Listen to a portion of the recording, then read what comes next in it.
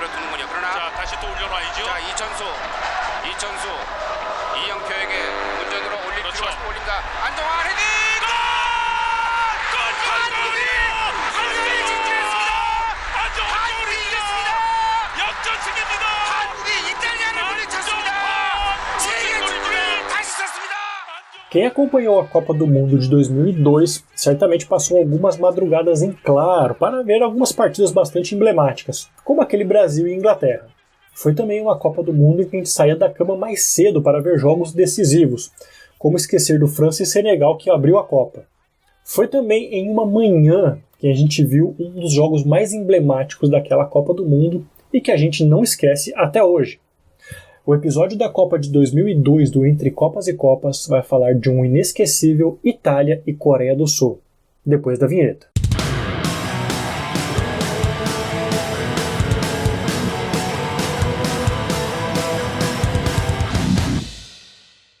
A Copa do Mundo de 2002 foi marcada por gratas surpresas, com seleções inesperadas chegando a fases avançadas do torneio.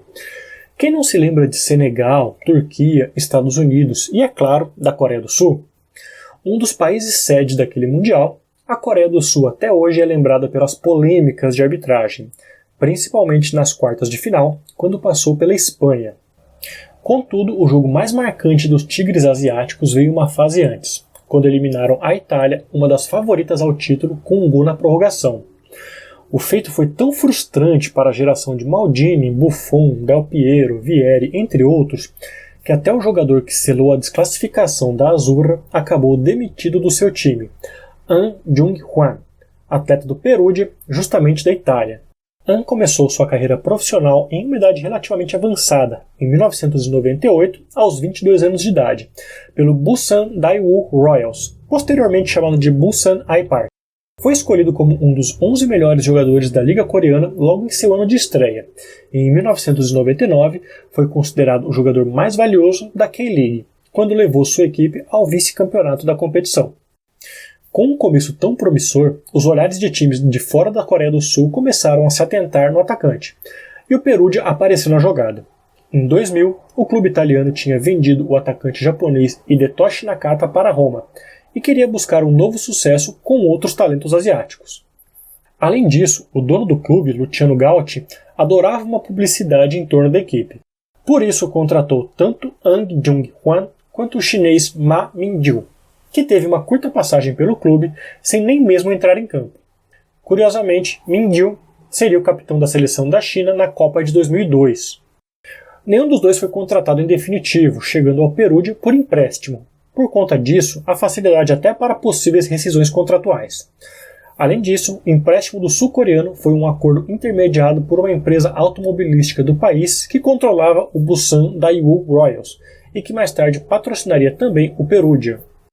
Marco Materazzi, aquele mesmo, era o capitão do Perugia na época em que Ahn estava na equipe, e o sul-coreano dizia sofrer com certas atitudes do zagueiro italiano.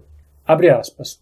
Não entendi muito bem o que ele dizia, mas o tradutor, que também era coreano, ficou ruborizado e inicialmente ficou envergonhado de traduzir.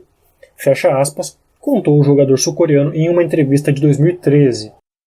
O que Materazzi teria dito era que Ahn cheirava a alho. Depois disso, o próprio jogador parou de comer alimentos coreanos com muito tempero, segundo contou a esposa do próprio jogador.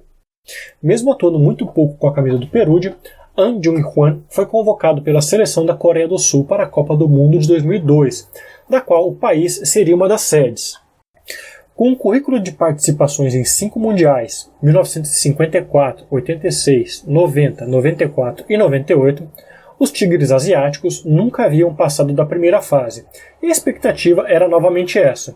Ainda mais por estarem em um grupo muito forte, ao lado de Polônia, Estados Unidos e Portugal, uma das favoritas e que voltava a uma Copa do Mundo depois de 4 edições ausente. No primeiro jogo, uma vitória por 2-0 sobre a Polônia, a primeira do país em Copas do Mundo, inflamou a torcida local para uma possível classificação. Na sequência, a Coreia do Sul empatou com os Estados Unidos por 1-1 quando saiu atrás do marcador, mas contou com um gol de Ahn para manter viva a chama da classificação. O terceiro jogo seria contra a fortíssima seleção portuguesa, comandada por Luís Figo, ganhador da Bola de Ouro em 2000 e melhor jogador do mundo pela FIFA em 2001. coube ao jovem Park Ji-sung marcar o único gol do jogo e dar a histórica classificação à seleção local. Com a liderança do grupo D, a Coreia do Sul teria pela frente a segunda colocada do grupo G, a Itália. Mesmo tendo feito uma primeira fase ruim, a Itália seguia como uma das favoritas ao título, com condições de passar pelos sul-coreanos. Mas, empurrados pela fervorosa torcida vermelha, a Coreia do Sul jogou de igual para igual com os italianos, que neste dia não contavam com os zagueiros Fábio Cannavaro, suspenso, e Alessandro Nesta, machucado. Logo aos 4 minutos de jogo, pênalti cometido por Christian Panucci. An Jung-hwan foi para a batida, mas o atacante foi presa fácil para Gianluigi Buffon, que defendeu a cobrança. Com moral elevada após a defesa, a Itália igualou o jogo e abriu o placar com Christian Vieri de cabeça após cobrança de escanteio na primeira trave aos 18 minutos. Mas assim como aconteceu contra os Estados Unidos e Portugal, a seleção coreana mostrou uma grande resiliência e conseguiu o empate com Seo Ki-hyun, após mais uma falha de Panucci. O jogo então foi para a prorrogação, com direito à possibilidade de morte súbita, quando existia o chamado gol de ouro, dando a vitória imediatamente à primeira equipe que marcasse. Essa foi a última edição da Copa do Mundo com o gol de ouro. O jogo seguia equilibrado, mas Francesco Totti acabou levando o segundo cartão amarelo após simulação de pênalti, e deixou o campo mais cedo, acendendo mais ainda a torcida da casa. Veio então a chance para An Jung-hwan se redimir, subindo mais que o lendário zagueiro Paolo Maldini e escorando levemente de cabeça um cruzamento vindo da esquerda, dessa vez sem chances para o Buffon. Choro emocionado de An, festa da torcida e classificação coreana. Mas a história não acaba aí. Na sequência do torneio, a Coreia faria história novamente nas quartas de final após eliminar de forma bem polêmica a Espanha, mas acabou sucumbindo nas semifinais para os alemães, 1-0 com um sofrido gol de Michael Ballack. O astro alemão não pôde jogar a final contra o Brasil por estar suspenso. Contudo, antes mesmo desses jogos acontecerem, An já tinha consciência de que não vestiria mais a camisa do Perugia. Após a eliminação da Itália, Luciano Gauchi disparou, abre aspas, "O que você espera que eu faça? Que eu mantenha um jogador que arruinou o futebol italiano? Ele tinha de ter mostrado o talento dele enquanto estava conosco. Ele terá de voltar à Coreia para ganhar 100 mil liras por mês. Não vou estender o contrato dele, pois ele não merece. Quando ele chegou, ele parecia uma cabra, pequena e perdida, que não tinha dinheiro para comprar um sanduíche. Ele ficou rico fazendo nada de excepcional e então, no Mundial, ele ofendeu o futebol italiano. Sou um nacionalista e esse tipo de comportamento não só é uma afronta para o orgulho italiano, como uma ofensa ao país que lhe abriu as portas há 2 anos. Fecha aspas, disse Luciano Gauchi.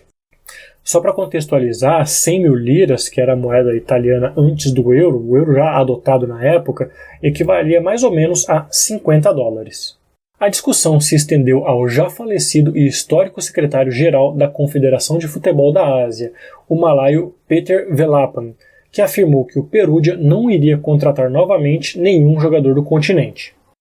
Após as falas xenofóbicas do dirigente italiano, o próprio An declarou que não gostaria mais de jogar pelo Perugia, e depois de muito imbróglio envolvendo seu futuro, acabou retornando à Ásia para atuar no Japão. O resto da carreira de An passou bem longe dos holofotes, como nos tempos de Itália. No país do sol nascente, atuou bem pelo Shimizu S-Pulse e pelo Yokohama F Marinos, onde conquistou o título da J-League de 2004.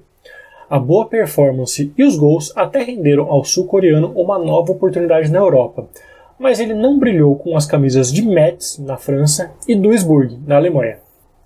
An ainda jogou na Coreia do Sul e na China, até se aposentar em 2011.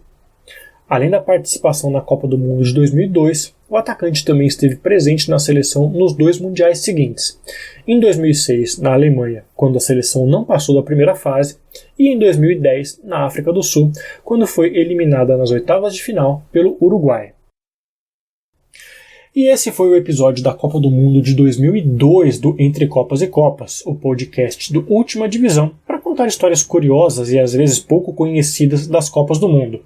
Lembrando que o texto que a gente usou como base para o roteiro dessa edição está disponível no nosso site, ultimadivisão.com.br. Se você gosta do Última Divisão e quer apoiar o nosso trabalho, tem alguns caminhos. Primeiro, ultimadivisão.com.br/apoie ou catarse.me/ultimadivisão. Toda ajuda é sempre muito bem-vinda para que a gente possa continuar fazendo o nosso trabalho, os nossos conteúdos no nosso site, nas nossas redes sociais e no nosso canal no YouTube. Quem apoia a Última Divisão também tem direito a vários benefícios, desde fazer parte do nosso grupo de WhatsApp, onde a gente está sempre ali discutindo sobre futebol, trocando várias ideias, a também concorrer a diversos prêmios, como livros e camisas de futebol. Além disso, também pode participar do debate a respeito de pautas dos nossos textos e dos nossos vídeos. Por falar em camisa de futebol, a Última Divisão também tem as próprias camisas à venda, shopee.com.br/ultimadivisão. E se você quer fazer uma contribuição pontual para a gente sem compromisso, a gente também tem Pix. contato@ultimadivisão.com.br é a nossa chave. A Última Divisão está disponível no site ultimadivisão.com.br, no nosso canal no YouTube e nas redes sociais, no Twitter, no Facebook, no Instagram e na Twitch. É só procurar a gente por lá. Se você está curtindo este episódio no nosso canal no YouTube, a gente te convida a se inscrever no nosso canal, a deixar o seu like, o seu comentário e ativar as notificações. Se você está ouvindo no seu agregador de podcast de preferência, a gente também te convida a avaliar o nosso conteúdo aqui. E o episódio da Copa de 2002 do Entre Copas e Copas fica por aqui. O roteiro é de Emanuel Colombari e Guilherme Bucalon. A edição é de Igor Nishikiori. A arte é de Vitor Nishikiori e a apresentação é minha, Emanuel Colombari. A gente fica então por aqui. Até a próxima!